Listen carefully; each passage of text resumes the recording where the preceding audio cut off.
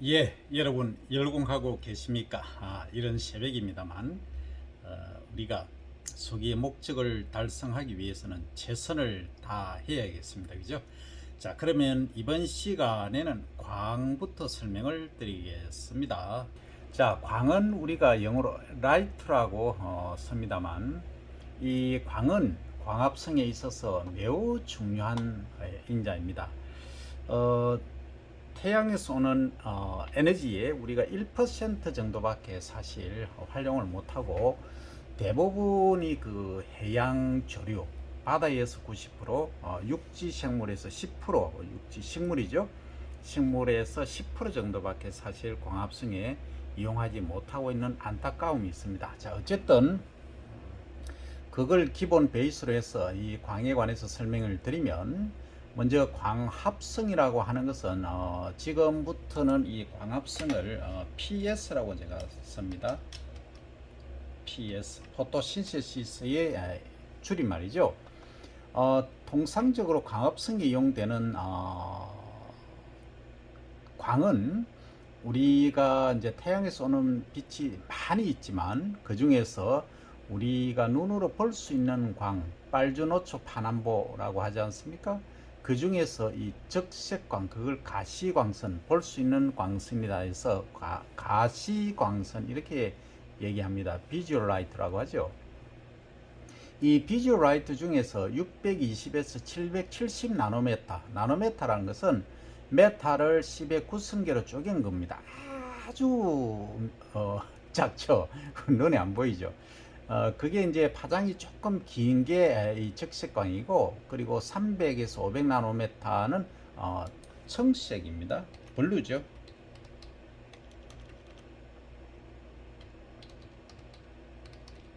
예, 이렇게 이제 이 두 개의 색깔, 가시광선이 우리가 광합성에 이용한다, 이렇게 이해를 하시면 되겠습니다. 이것은 675 나노메타 중심이고, 이것은 400 나노메타 주변인데, 엄밀히 말하면 370 나노메타 주변으로 보시는 가시광선 쪽에 가깝죠. 이 청색광은 블루광입니다. 자, 그러면 우리가 광합성을 하기 위해서는 실제 가장 중요한 것이 광과 수분이죠. 그리고 CO2 농도, 요 세 가지가 가장 핵심이 되겠습니다만, 정산작용이라고 하는 것은 기공을 통해서 수분이 바깥으로 나가는 것을 정산, evaporation 이렇게 이야기를 합니다만, 이 광합성이 증대되면은 공변세포, 그 식물세포 속에 있는 공변세포죠. 그러니까 표피세포라고 보시면 됩니다. 잎의 이것의 공변세포의 삼투압이 이제 높아지게 되겠죠. 삼투압이 높아짐으로써 수분 흡수가 많이 일어나고, 그로 인해서 이렇게 팽창해집니다. 그러니까 요렇게 돼 있던 것이 세포라고 가정하면 요렇게 부풀어 오르죠. 그러니까 요게 이제 공극이 이렇게 생깁니다. 가운데 요걸 통해서 여기 일명 이제 공기 구멍이 되겠습니다. 그죠? 요렇게 해서 증가한다. 그러니까 풍선을 가정하면, 풍선이 플랫 상태로 수분이 없으면, 공기가 없으면 이 상태로 있지만, 공기가 있으면 바깥쪽, 안쪽은 붙여놨다 생각하시면 됩니다. 그러니까 후막 조직이 두껍다. 그러니까 바깥에 팽창하면 이렇게 이제 열리게 되겠죠. 그래서 열린 이 부분이 공변세포다. 이렇게 이해를 하시면 되겠습니다. 자, 그 다음에 이제 호흡작용으로 가면, 호흡은 우리가 주로 밤에 호흡한다, 빛이 없을 때 호흡한다고 하지만, 그와 반면에 광호흡이라는 게 있습니다. 빛이 있을 때 호흡하는 것이죠. 그래서 이것을 이중적 기능이라고 합니다. 그러니까 광합성도 하면서 동시에 호흡도 한다. 그래서 일명 광호흡, 포토 리스피레이션 이렇게 말하죠. 이것은 엽록소와 미토콘드리아, 페록시즘 이 세 가지가 복합적으로 작용을 해서 나타나는 현상인데, 통상적으로 이 루비스코라는 C3 작물에 있어서는 루비스코라는 엔자임이 이중적 기능을 하기 때문에, 그러니까 CO2하고도 친하지만 O2하고도 친하기 때문에 그렇습니다. 어쨌든 이 얘는 이제 C3 작물에서는 벼와 담배에 있어서 이런 광호흡이 일어남으로써 이런 이제 광합성을 우리가 했던 것이 실제 반감이 되는 그 문제를 작용하죠. 그래서 실제는 100% 광합성을 한 것 중에 30에서 50%밖에 실제 활용을 못 한다는 거죠. 그래서 이게 좀 안타까움이 있습니다. 그 다음에 이제 이건 어떤데 이제 가장 그 호흡이 많아지느냐 하면 강광, 소위 이제 라이트 인텐시티가 아주 강할 때, 그리고 온도가 높고 CO2 농도가 낮을 때입니다. 반대로 O2 농도가 높아야 되겠죠. 높을 때 호흡량이 많아진다는 이런 단점을 안고 있습니다. 그래서 이 부분은 아주 중요한 부분이 되겠습니다. 광합성을 하면서 동시에 호흡도 한다, 이렇게 이해를 하시면 됩니다. 그래서 이 호흡 작용에서는 광호흡을 통해서 C3 작물, 특히 벼, 담배는 30에서 50% 정도가 소실이 되죠. 광합성한 것이. 그리고 이 이제 광호흡이 많아지는 조건은 광이 강도가 강할 때, 그리고 온도가 높고 CO2 농도가 낮을 때, 반대로 O2 농도가 높을 때 이 호흡은 더 증가할 수 있다. 이것이 광의 특징이 되겠습니다. 광의 특징과 더불어서 이 세포가 갖고 있는 특징이 되겠습니다. 자, 그러면 다음 시간은 우리가 이제 광에 관해서 공부를 하고 광합성에 관해서 공부를 합니다만, 우리가 지구상에 존재하는 생물을 식물을 크게 세 종류로 나눌 수 있다. 방금 말씀드린 C3 식물, 벼, 보리, 밀, 호밀, 기리, 이런 애들이 다 C3죠. 그 다음 C4 작물의 대표적인 것은 뭐다? 요것은 옥수수가 대표적이죠. 가장 우리가 단위 면적당 지상부의 바이오매스가 많은 것이 이 C3, C4 작물이 되겠습니다. 이것은 뭐 옥수수 하나 적어 보겠습니다. 옥수수. 그다음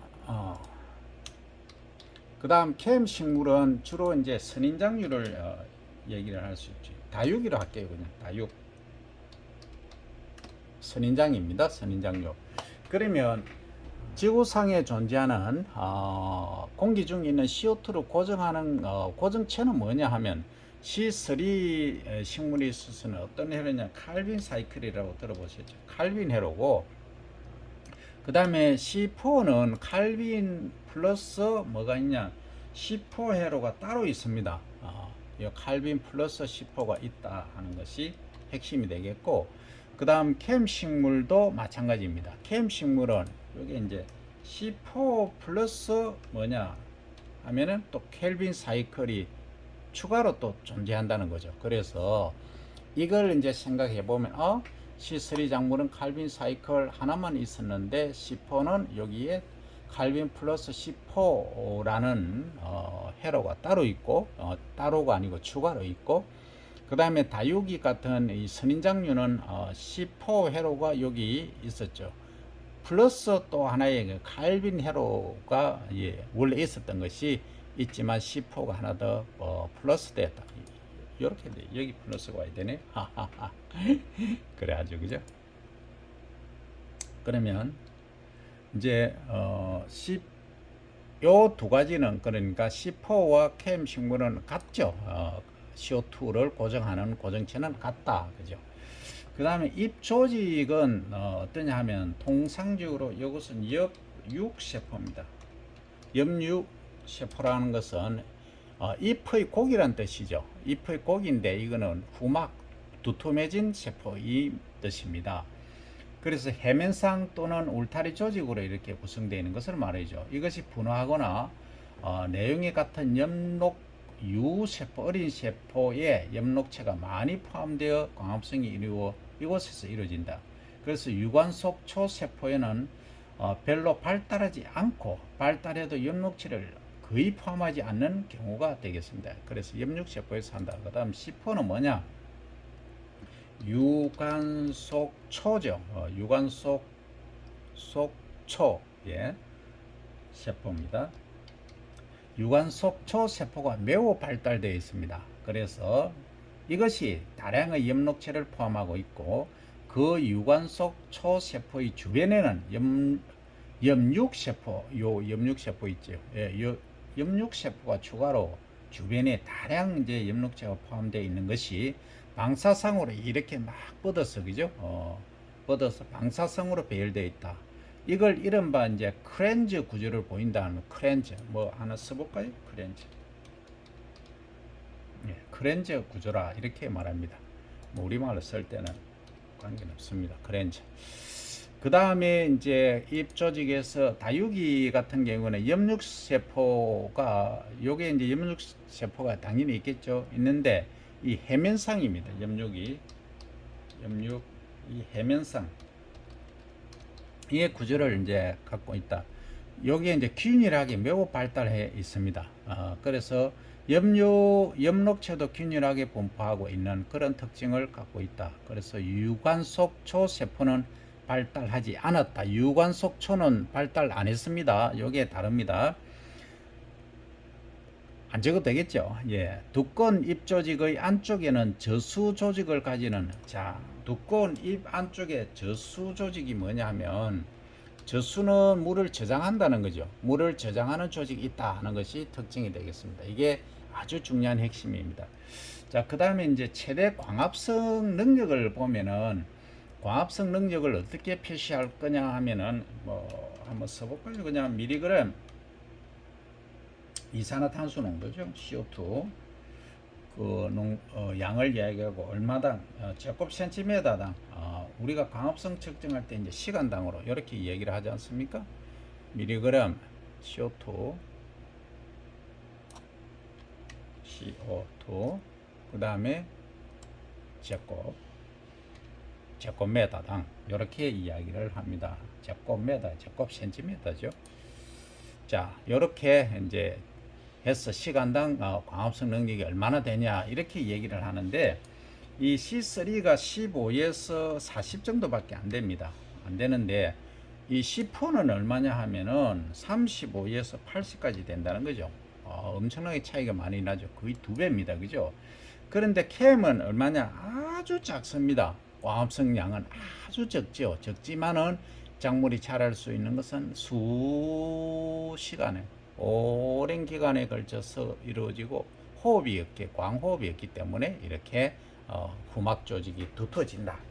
이것을 이해를 하시면 되겠습니다. 자, 그 다음에 이제 CO2 보상점이라는 개념은 뭐냐면, 우리가 CO2가 공기 중에 있어야 광합성을 하긴 하는데 일정량 이하가 되면은 이게 이제 그 호흡량이 광합성량보다 더 많아집니다. 그래서 일정 이상이 돼야 된다. 그게 이제 CO2 보상점인데, 요거는 단위가 이제 ppm이라고 하는 것은 particle per million, 100만 개 중에 개수를 말하죠. 그래서 요것은 얼마냐? 30에서 한 70 정도 되고, 그 다음 C4 작물은 0에서 10입니다. 광보상점이 거의 CO2 보상점이 거의 없죠. 그리고 광보상점도 낮습니다. 낮기 때문에 손실이 없다 이렇게 이해를 하시면 됩니다. 이 캠은 0에서 5 정도, 그러니까 닭 상태, 암 조건에서 거의 이루어진다 하는 거죠. 자, 그 다음에 이제 이것이 이렇게 차이 난다. 그래서 C4 작물이 효능이 높다, 광합성 효율이 높다 이렇게 이해를 하시면 됩니다. 그리고 공기 중에 O2 농도가 21% 정도 있죠. 있는데 실제 이제 이거에 의해서 광합성이 억제되는 상황이 있을 수 있습니다. 이것은 광합성이 억제되는 효과가 있다는 거죠. 있고 얘는 광합성 억제 안 된다. 21% 관계 없다 하는 거죠. 이것 그 캠 작물은 어떠냐? 캠 작물은 있다. 이렇게 이해를 하시면 됩니다. 그 다음에 호흡이죠. 아까 CO2 보상점 나왔습니다만, 호흡이라고 하는 것은 이것은 광호흡 말고 그냥 호흡을 말하는데, 그죠? 여기서 이제 여기서 좀 설명을 드렸죠. 광합성 능력에서 우선 광호흡을 한번 봅니다. 광호흡은 당연히 있다고 했잖아요. 있다. 그죠? 그 다음에 이것은 없다. 이것은 있다. 이렇게 이해를 하시면 되겠는데, 그런데 실제는 그렇지 않다. 자, 구체적으로 보면 있다. 이것은 없다. X. 없다. 이것은 캠은 어떠냐? 이게 있을 수도 있고 없을 수도 있습니다. 왜냐하면 이거는 이제 햇빛이 약해지면은 호흡을 하기 때문에 이거는 좀 애매합니다. 애매하기 때문에 한마디로 조금 그 말하기가 조금 거시기 합니다. 그건 뭐 언제냐? 오후 이후에, 정오 이후에, 오후에 오후 이후에 측정이 가능하다, 있다는 얘기죠. 그래서 이제 시험 문제 같은 경우에는 있다 없다로 나오면 있습니다. 근데 오후 이후에 있기 때문에 이걸 애매하기 때문에 이런 문제는 자주 나오곤 있죠. 자, 그 다음에 이제 지금 한 게 뭡니까? 광호흡을 했고, 그 다음에 이제 광포화점 갑니다. 광포화점은, 자, 요것도 제가 설명을, 광호흡의 10호 작물은 그냥 없다 했는데, 요거는 또 애매합니다. 자, 없다라고 얘기하면 안 됩니다. 유관속 초 세포에만 있다. 그래서 있다 없다로 표현이 삼각형이 됩니다. 애매합니다. OX로 같이 가야 됩니다. 그래서 이제 캠 식물은 오후부터 이제 있지만 얘는 없어. 얘는 뭐다? 얘는 OX 삼각형 구조입니다. 이렇게 이해를 하시면 됩니다. 그 다음에 이제 광포화점은 뭐냐 하면 빛의 세기가 강하면 강할수록 쭉 강해지지 않습니까? 예를 들어서 아침 6시부터 12시, 1시까지 보면 빛의 강도가 강해지죠. 햇살이 강해지지 않습니까? 이때 포화가 있느냐, 광합성이 빛을 강하게 더 많이 주면은 유지가 되거나 떨어지느냐 하는 거죠. 그래서 이것을 광포화점, 광을 지속해서 많이 주는데 최대 포인트가 있느냐 없느냐 이 얘기죠. 당연히 다 있겠죠. 있는데 핵심은 자 이렇게 갑니다. 요것은 하루 일사량의 그 4분의 1에서 2분의 1 정도 없어. 2분의 1 정도까지는 뭐 한다? 예. 요것이 광포화점에 도달한다. 그러니까 요것은 광포화점이 한 10시경 되면 포화점에 도달하는 거죠. C3는. 그런데 오후 1시까지 그렇게 광을 많이 줘도 도달 못 한다는 거죠. 그죠? 그래서 실제 이제 광을 아무리 많이 줘도 도달 못 하는데, 자, 이걸 정확히 이해를 하셔야 됩니다. 잎이 한 개 있거나 포트 재배한 한 폭일 경우에는 포화점이 존재를 하지만 군락 상태, 이렇게 이제 많이 심어 놨지 않습니까? 이렇게 많이 심어 놓은 경우에는 어떻습니까? 이 경우에는 아래 잎에 빛이 도달할 수 없기 때문에 광포화점이란 없습니다. 이것을 분명히 이해를 하셔야 됩니다. 자, 그 다음 이제 10호 작물에 가면은 이것은 광합성이 광을 아무리 줘도 계속 광합성량이 증가합니다. 그러니까 12시가 지나고 1시가 돼도 계속 광합성이 이렇게 증가하는 것이죠. 그래서 이것은 광포화점이 도달하지 못한다. X로 보시면 되고, 요거 모든 것은 군락 상태에서는 X입니다. X지만 개체 입이나 한 폭이일 때는 얘기가 다르다는 거죠. 그 다음 이 그 캠 식물은 이제 이것은 광파점이 있을 수가 없죠. 이것은 이제 X라고 해야 되는데, 이것은 뭐냐면은 이것은 이제 낮에 햇빛이 있을 때 광합성을 안 하기 때문에 그렇습니다. 그래서 조금 애매하죠, 그죠? 예. 그래서 이것은 이제 10호 작물은 없다라고 보기보다는 없다 해버리면 그러면 뭐 20만 30만 룩스 해도 되느냐 이렇게 또 애매한 질문을 하면은 얘기가 달라집니다. 그래서 그 사항을 잘 인지를 하시기 바랍니다. 그 다음에 광합성 하는데 적정한 온도 범위는 얼마냐 하면은 C3는 13에서 보통 30도씨, 배 같은 경우에는 32도, 35도까지 갑니다만 통상적으로 그렇다. 그 다음에 이제 10호 작물은 30에서 47도까지 다소 높죠. 그래서 옥수수가 고온성 작물인 이유가 거기 있습니다. 옥수수는 35도씨에서 광합성을 가장 잘 하죠. 그리고 캠 식물은 뭐냐 하면은 통상적으로 35도씨 까지는 통상적으로 이 마이너스가 아닙니다. 오해하시면 안 됩니다. 자, 그 다음에 내건성이라고 하는 것은 건조, 드라이, 건조에 견디는 성질을 말하죠. 내건성은 건조한 데는 C3는 당연히 약하다. 없어. 약하다. 그런데 C4는 어떻습니까? 예, 정산량을 줄일 수 있기 때문에 강하고, 그 다음에 이제 크렘 식물은 낮에 아예 기공을 오픈 안 하기 때문에 아주 강강이죠. 강강. 관강이 아니고 강강, 뭐 극강 이렇게 표시를 하겠죠. 그 다음에 이제 광합성 산물의 전류 속도, 광합성한 그 당이 이제 이동을 해야 되겠죠. 이삭이라든지 필요한 부분에 이동을 하는데 이제 이것은 별로 크게 많이 안 한다. 적게 하지만 이것은 10%는 많이 한다. 그러면 이 얘는 요거는 이제 아주 그 광합성을 낮에 안 한다고 했지 않습니까? 낮에 조금 했다가 하기 때문에 디텍터가 금지가 거의 안 됩니다. 그래서 그냥 미약, 아주 미약 이런 식으로 해놓겠습니다. 표현하기가 애매합니다. 전류 속도가 그렇죠. 그 다음에 이제 최대 건물 성장률인데, 최대 건물 성장률, 그러니까 이 단위가 뭐냐면 그램 제곱미터당, 그 다음에 하루에 생산되는 제곱미터당, 그러니까 가로 1m, 세로 1m 속에 몇 g이 생산되는가 하는 겁니다. 근데 얘는 C3는 얼마냐 하면은 거의 한 20 정도로 보면 됩니다. 20. 그리고 C4는 약 30 정도로 됩니다. 그래서 정확하게 또 얘기하면 19.5 플러스 마이너스 1.9, 이것은 30.3 플러스 마이너스 13.8 하는데 너무 애매하기 때문에, 자, C3는 20, C4는 20, 30g 제곱미터당 하루에 이렇게 생산되죠. 그러면은 100일을 기른다고 하면은 어떻게 됩니까? 2000이죠.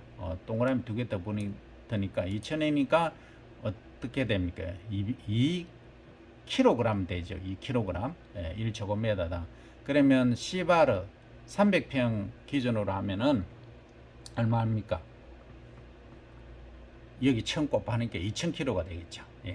그 다음에 이것은 3000kg가 되겠죠. 그래서 옥수수하고 배하고 생장에 차이가 있다. 이렇게 단적으로 이해를 하시면 되겠습니다. 그죠? 자, 이것도 이제 디텍터가 거의 안 되기 때문에 이거는 오랜 시간 자라기 때문에 할 말이 없다. 그 다음에 이제 그 건물 생산량을 봅니다. 생산량은 이제 톤으로 해볼게요. 톤으로 해서 언제 동안이냐면 얼마나 많으냐, 국제 단위는 헥타르지 않습니까? 그래서 헥타르당 1년간 해보겠습니다. 1년 이어. 자, 1년간 어느 정도로 생산하는가를 이렇게 봐봅니다. 봐보니까, 자, C3는 얼마냐면 1년에 한 22톤 정도 생산합니다. 헥타르당, 가로 100m, 세로 100m. 그 다음에 이제 C4는 38톤 정도 생산하죠. 그러니까 거의 한 절반 정도 이상이 많이 생산되죠. 그죠? 네, 그렇습니다. 그 다음에 이것은 캠이니까 낮고 변화가 아주 심합니다. 그냥 낮다. low and variable.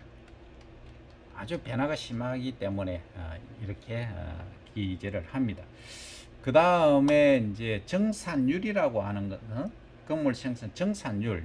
정산율은 뭐냐 하면 물을 몇 그램 생산하느냐, 생산이고 정발하느냐, 정산하느냐, 기공을 통해서, 잎을 통해서 얼마나 대기 중으로 날아가느냐, 이 얘기죠. H2O. 그 다음에 이것이 뭐당, 그 다음 건물량, 드라이웨이트죠. 드라이웨이트, 건물 1g 생산하는데 물이 몇 g이 증발하는가, 이 얘기죠. 자, 그래서 이 얘기는 건물 생산하는데 22,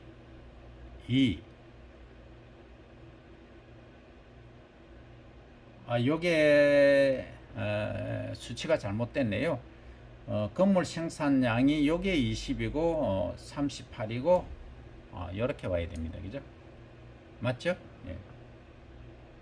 맞죠? 여기 맞고, 그 다음에 정산율에 관해서는 얼마 정도냐면 450g에서 950. 그러니까 잎이 넓으면 넓을수록, 그리고 잎이 축 처져 있으면 이 건물 1g 생산하는데 정산량이 많다는 거죠. 이것을 정산율로 이렇게 이야기를 합니다만, 그 다음에 이제 그 시포 작물 경우에는 250. 옥수수 같은 경우에는 건물 1g 생산하는데 정산량이 250밖에 안 된다는 거죠. 250에서 380 정도, 350 정도 할까요? 이것은 이제 주로 하이 템퍼레처 고온에 잘 적응한다 이런 말이죠.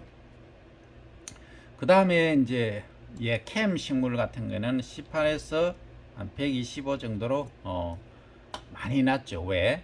낮어야 기공을 닫아놓고 있기 때문에 정산작용이 거의 안 일어난다는 얘기죠.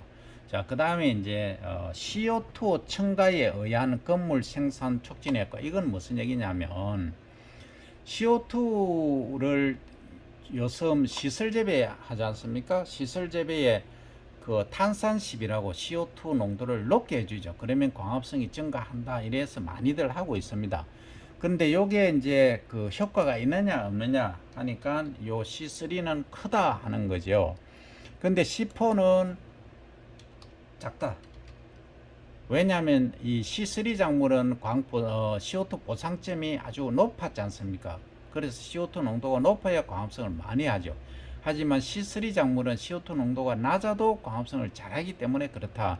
그래서 채소류는 대체적으로 고추라든지 이 시설 재배하는 애들은 거의 이 CO2 분비를 이용해서 탄산시비, CO2 공급을 많이 하죠. 이런 애들은 이제 이 효과가 크다 하는 이야기입니다. 자, 그 다음에 여기에 속하는 이제 작물들을 한번 볼까요? 작물을 이렇게 다 쓸 수는 없습니다. 벼, 보리, 밀, 담배 이런 애들이 여기에 C3 작물에 포함되고, C4 작물은 옥수수 대표적이죠. 그 다음 수수, 사탕수수 이런 애들이죠. 수당 그래서 기장, 진주조, 버뮤다 그래서 맹아주도 여기 포함됩니다. 자, 맹아주는 잎이 넓기 때문에 아니라고 오해하시는 분들이 많이 계셔서 요거만 특별히 적습니다. 그 다음에 얘는 이제 파인애플 같은 선인장 파인애플 캔 작물이 식물이 여기에 포함된다 하는 것까지 설명을 드렸습니다. 감사합니다.